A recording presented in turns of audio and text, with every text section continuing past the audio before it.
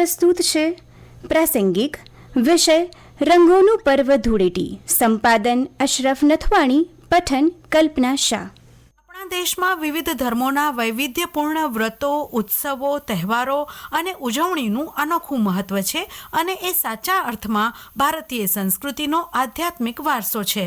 હોળી અને ધૂળેટીનો ઉત્સવ એટલે માણસના મનને માંજવાનો ઉત્સવ.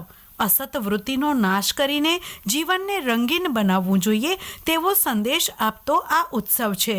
હોળી પછીનો પાવન દિવસ એટલે ધૂળેટી. રંગો, હાસ્ય અને હર્ષોલ્લાસનો ઉત્સવ. ધૂળેટી માત્ર એક તહેવાર નથી, પરંતુ પ્રેમ, એકતા અને સામાજિક સૌહાર્દનો અનોખો સંદેશ આપતો પર્વ છે. ગામડામાં લોકો કુદરતી રંગો અને ગુલાલથી એકબીજાને રંગે છે, તો શહેરોમાં રંગપંચમી જેવા કાર્યક્રમો યોજાય છે. ક્યાંક ફાગ ગીતો ગવાય છે, તો ક્યાંક ઢોલ નગારાના તાલે યુવાનો નૃત્ય કરે છે. આ તહેવાર આપણને જીવનમાં રંગોનું મહત્વ સમજાવે છે.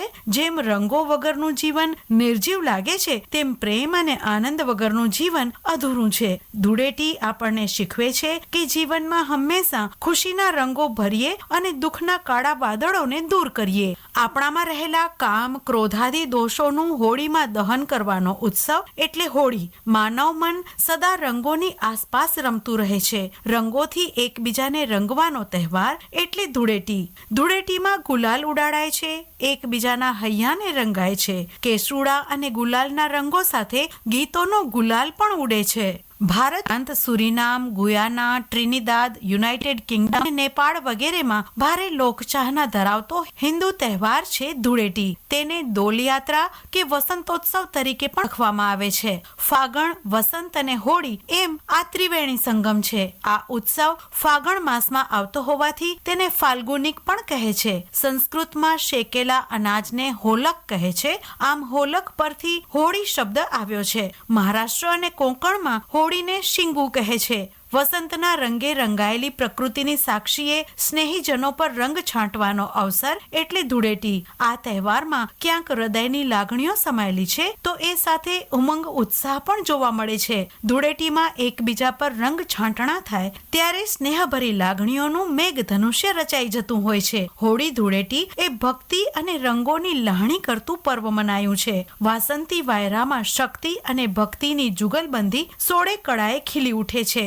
ધૂળેટીના દિવસે સવારથી સૌ કોઈ નાના મોટા એકબીજા પર અબીલ, ગુલાલ તેમજ નિત નવા રંગો છાંટી રંગોની વર્ષામાં તરબોળ થઈને પોતાનો ઉત્સાહ અને આનંદ વ્યક્ત કરે છે. હોળી અને ધૂળેટીનો સીધો સંબંધ વસંત ઋતુ સાથે છે અને વસંત એટલે નંદોલ્લાસ, પ્રકૃતિનો વૈભવ, ગીત અને સંગીત. રાધા કૃષ્ણના હોળી ખેલનના હજારો પદ મળી આવે છે. હોળીએ કવિઓ અને સંગીતકારોને ખૂબ જ પ્રેરણા આપી છે. રાજ્યના અનેક કૃષ્ણ મંદિરોમાં ફૂલ ડોલોત્સવની ભવ્ય ઉજવણી કરાય છે.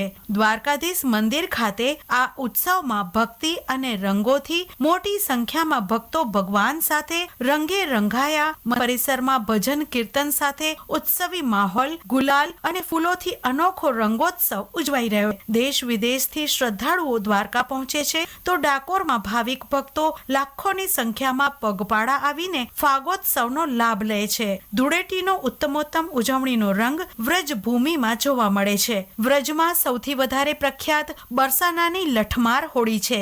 આ વખતે પૂર્ણિમા તિથિ 2 દિવસ રહેશે અને ચંદ્રગ્રહણ પણ રહેશે. માન્યતા છે કે હોળિકા દહન પૂર્ણિમા તિથિની રાત્રિએ જ થવું જોઈએ. ફાલ્ગુન પૂર્ણિમા શરૂ થઈ જતા હોળિકા દહન ગઈ રાત્રિએ કરાયું અને મોટા ભાગના પંડિતોના મતે ચંદ્રગ્રહણને કારણે ધૂળેટી ત્રીજી નહીં પરંતુ 4 માર્ચે એટલે કે આવતીકાલે રમવામાં આવશે. પરંતુ લોક પરંપરાઓ અનુસાર મોટા ભાગના લોકો હોલિકા દહનના બીજા દિવસે જ ધૂળેટી રમે છે. હમણાં જ આપ પ્રાસંગિક રંગોનું પર્વ ધૂળેટી સાંભળી રહ્યા હતા. સંપાદન અશરફ નથવાણી. પઠન કરી રહ્યા હતા કલ્પના શાહ.